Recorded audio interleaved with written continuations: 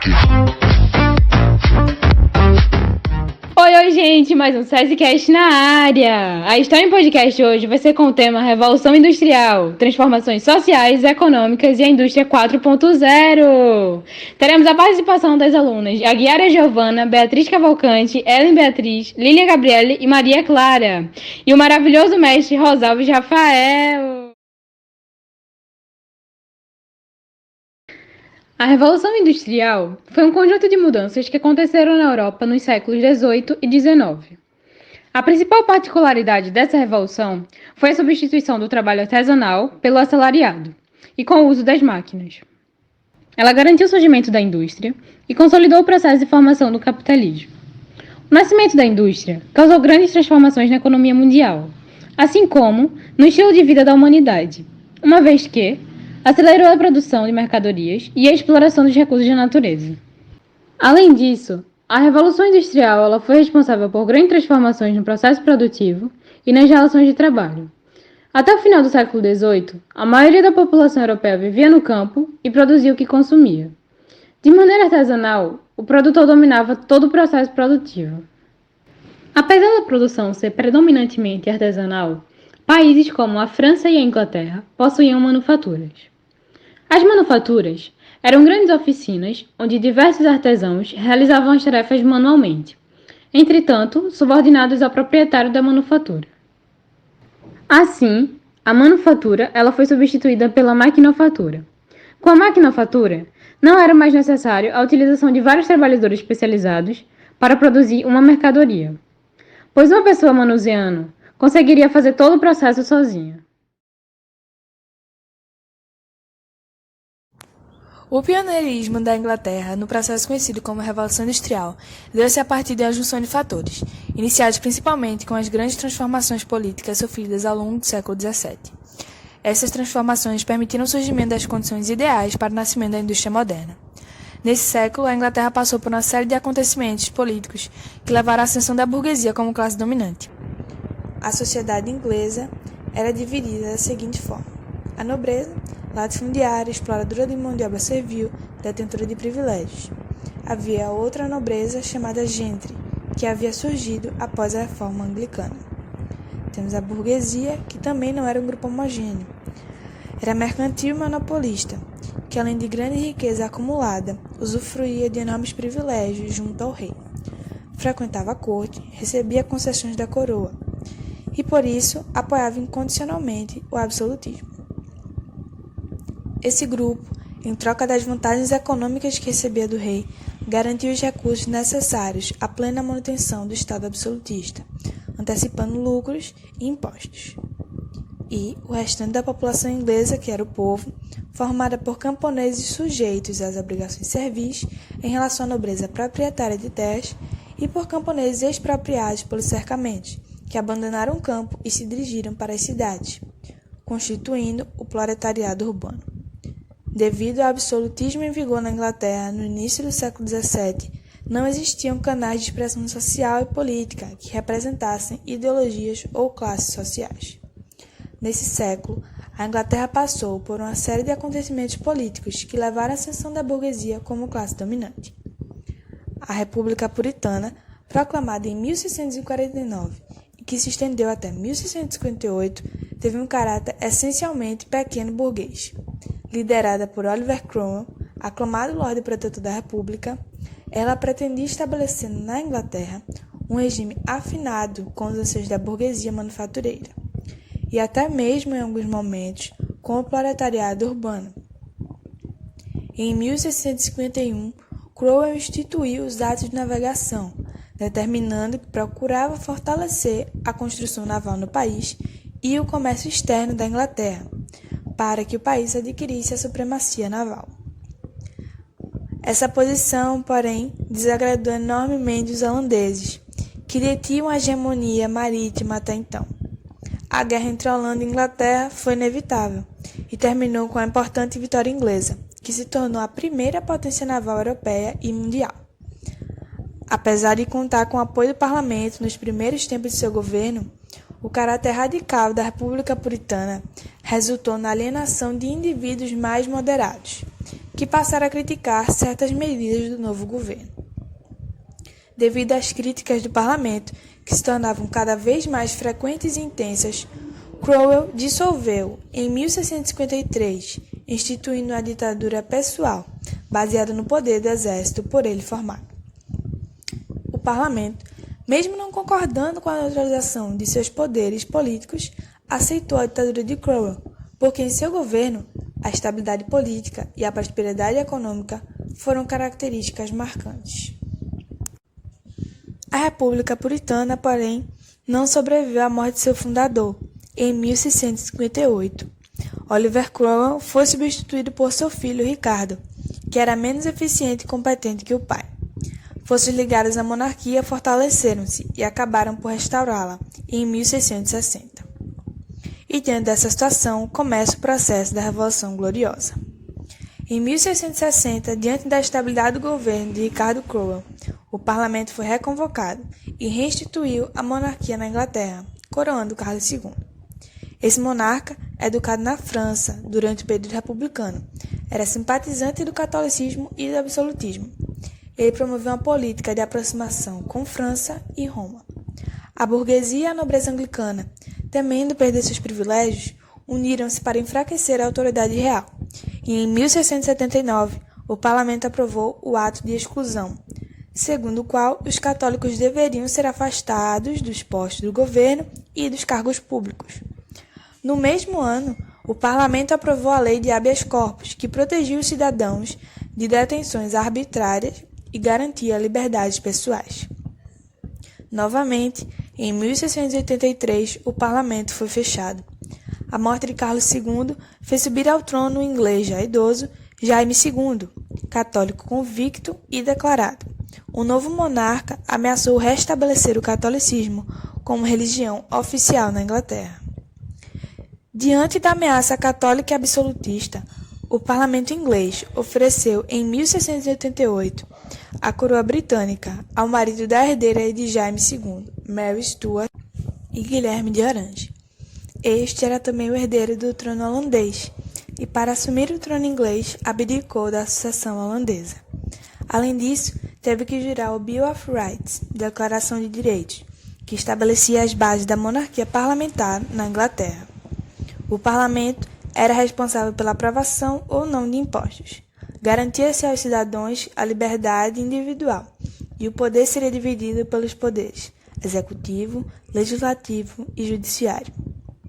Na prática, a autoridade do rei, a partir de então, ficava subordinada à autoridade do parlamento. A substituição de Jaime II por Guilherme III foi pacífica e se tornou conhecida como a Revolução Gloriosa. Graças a ela, que instituiu a monarquia parlamentar inglesa, consolidaram-se as bases político-institucionais que permitiram a longo prazo a consolidação do capitalismo na Inglaterra por meio da Revolução Industrial.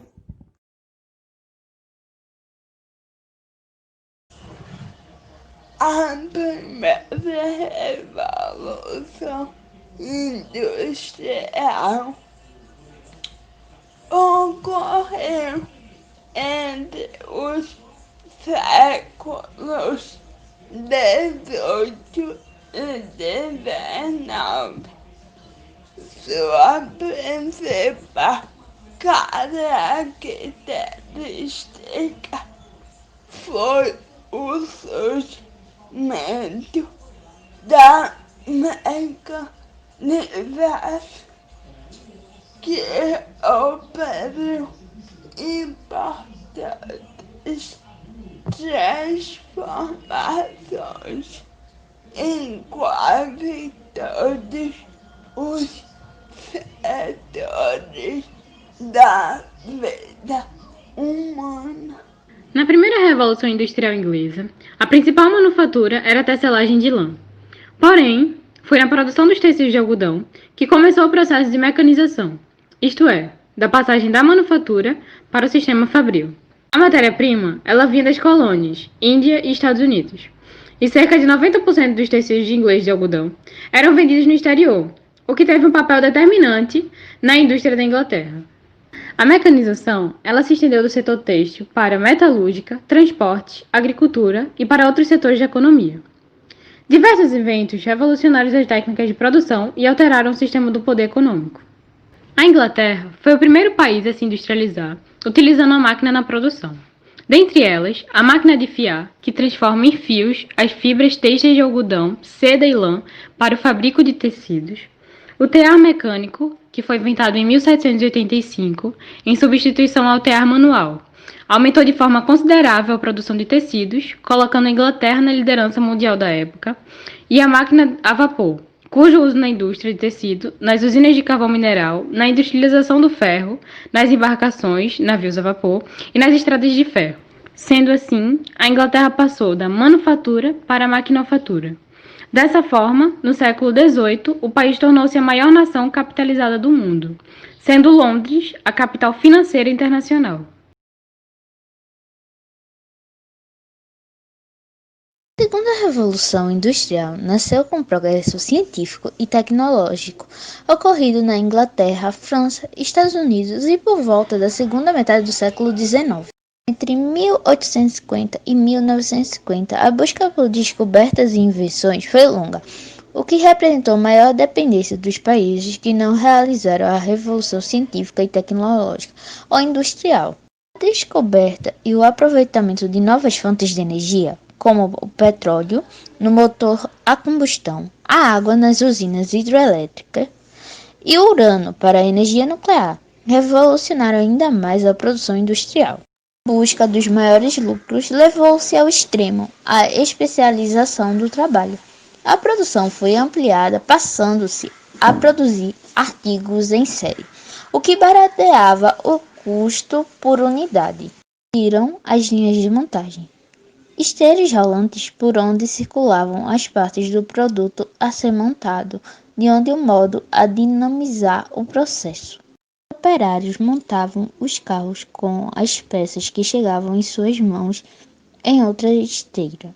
O método de racionalização de produção foi chamado de Fordismo. E as várias descobertas e invenções realizadas durante a Segunda Revolução Industrial estão: processo de fabricação do aço, desenvolvimento técnico de produção da energia elétrica, invenção da lâmpada incandescente, aplicações das ferrovias, seguidas por invenções do automóvel e do avião. Invenção dos meios de comunicação, por exemplo, o telégrafo, telefone, televisão e cinema. Não só isso, mas nas áreas científicas também surgiram os antibióticos e a vacina.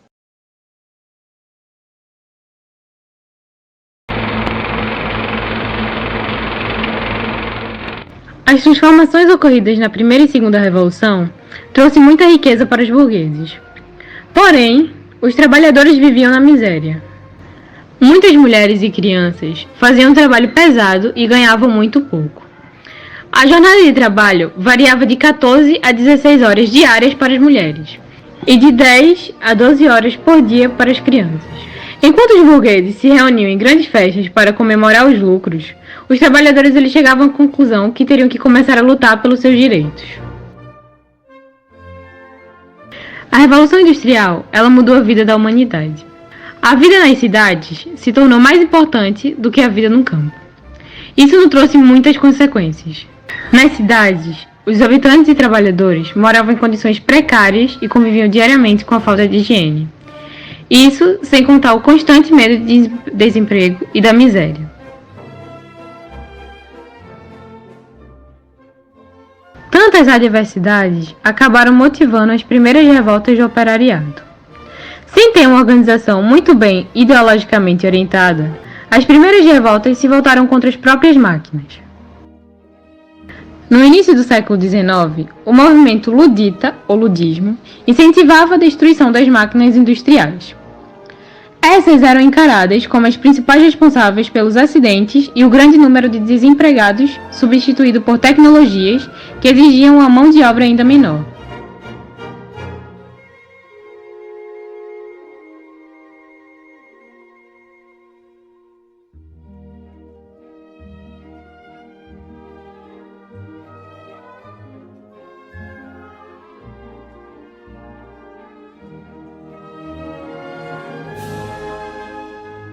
anos mais tarde, o cartismo exigiu a participação política dos operários ingleses, que na época não tinham direito ao voto.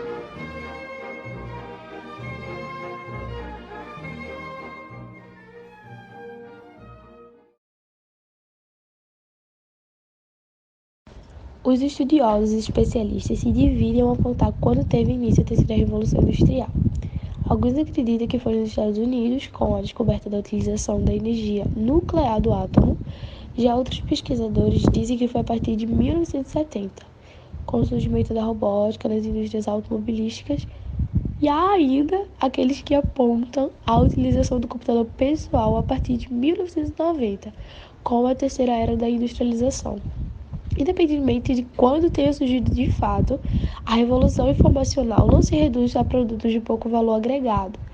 Os anos gastos, como pesquisas, estudos e testes, são incorporados ao valor do produto final, diferentemente das revoluções industriais anteriores, nas quais o valor do produto estava agregado ao valor da matéria-prima.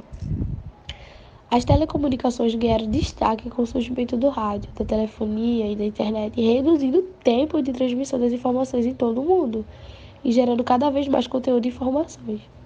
Assim, as atividades que mais se destacam estão ligadas à fabricação de computadores, robôs, celulares, chips, circuitos eletrônicos, softwares, entre outros. A terceira revolução industrial influenciou o modo de produção de todas as indústrias. A informática desenvolvida nesse processo está presente na agricultura, com a modernização das máquinas, na indústria automobilística, com os robôs da linha de montagem, e nos meios de transporte como carros, aviões, navios e trens modernos e inteligentes. Essas inovações não transformaram apenas o processo de fabricação de produtos. As pessoas passaram a ter uma nova maneira de se relacionar, com o acesso à televisão, ao telefone, à internet e aos celulares. As notícias são dadas em tempo real e as antigas correspondências deram lugar às mensagens eletrônicas instantâneas. Até mesmo o modo de pedir uma pizza, por exemplo, se modificou. O digital vem se consolidando por mais de uma década. Se computadores, smartphones e internet antes eram luxos, hoje são componentes fundamentais no dia a dia da maioria das pessoas. Graças ao crescimento dessas tecnologias, passamos hoje pela era da informação, também chamada de quarta revolução industrial ou indústria 4.0. O que tanto caracteriza essa revolução? Cada era teve seu recurso primordial, como carvão e eletricidade, por exemplo. Porém, hoje em dia, esse objeto é um pouco menos tangível. Conhecimento é a mercadoria de maior valor para a quarta revolução industrial, pois ele permite aproveitar melhor os recursos disponíveis e produzir com mais qualidade em menos tempo, como, por exemplo, as máquinas que aprendem. Só que, junto com a informação, também vem o aprendizado das inteligências artificiais. Graças ao grande acervo de ferramentas, de dados, como a Big Data, a nuvem, a internet das coisas, que se refere à interconexão digital de objetos cotidianos com a internet, conexão dos objetos mais do que as das pessoas. No decorrer do tempo, observamos cada vez menos a diferença entre o humano e a máquina. Com o crescimento da inteligência artificial que citei acima, também ocorre outra questão: como separar as máquinas dos humanos? Isso não é só uma questão filosófica sobre o que nos torna especiais, mas também um problema prático. As primeiras revoluções já prejudicaram grande parte da população mundial quando operários foram substituídos pelas máquinas, teve um alto índice de desemprego. Não quer dizer que a tecnologia seja um problema, apenas que ela deve ser estudada e bem analisada, com foco em novas habilidades. A indústria também mudou o conjunto de habilidades exigido para ser um profissional de bom desempenho. Autonomia e proatividade, por exemplo, são quase tão importantes quanto um diploma. Diante disso, é melhor que se preparem para atuar nesse novo mercado quanto antes. E mesmo quem não trabalha diretamente nas indústrias inteligentes e automatizadas tem sua vida impactada pela quarta revolução industrial, é claro. Estamos experienciando novas formas de consumo, maneiras particulares de se relacionar com produtos e, por consequência, com outras pessoas. Novos empregos estão substituindo velhas atividades. Internet das coisas, inteligência artificial e robótica são alguns dos campos em que é fácil identificar mudanças práticas para a vida das pessoas. A automação está chegando às casas, ao relacionamento com empresas e, claro, aos smartphones, dispositivos com raízes na revolução digital, mas que dia após dia tornam-se mais inteligentes e automatizam as tarefas cotidianas. As empresas continuam existindo, terão que se reinventar a todo momento nessa quarta revolução industrial. Isso certamente trará inúmeros benefícios a clientes, consumidores, que, vale lembrar, estarão cada vez mais exigentes por causa das mudanças. Como já tinha falado, o trabalho braçal será reduzido drasticamente, como já foi, dando espaço a funções que necessitam de conhecimentos e habilidades em determinadas tecnologias. Por isso, é necessário toda a preparação. Os processos serão ainda mais acelerados. Fabricantes poderão realizar mais testes de seus produtos com as impressoras 3D, por exemplo, reduzindo gastos e tempo. E as novas tecnologias possibilitarão novas formas de mobilidade, comercialização, geração de valor e distribuição de oportunidades. A partir disso, fica claro que a quarta revolução não está ligada apenas à tecnologia. A indústria 4.0 traz impactos que já são visíveis no nosso dia a dia e acontece a uma velocidade sem precedentes. Cabe a cada empresa e a qualquer pessoa se adequar e se transformar junto ao mercado em que atua.